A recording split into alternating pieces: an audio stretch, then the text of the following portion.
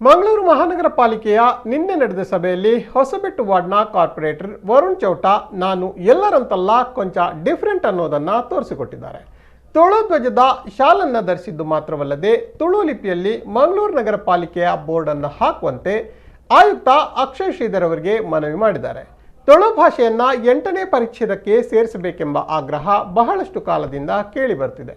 ಆದರೆ ಈ ಬಗ್ಗೆ ಯಾವುದೇ ಬೆಳವಣಿಗೆ ನಡೆದಿಲ್ಲ. ಆದ್ದರಿಂದ ನಗರ ಪಾಲಿಕೆ ವತಿಯಿಂದ ಈ ವಿಚಾರವಾಗಿ ರಾಜ್ಯ ಸರ್ಕಾರವನ್ನು ಒತ್ತಾಯಪಡಿಸಬೇಕೆಂದು ಕೋರಿದ್ದಾರೆ.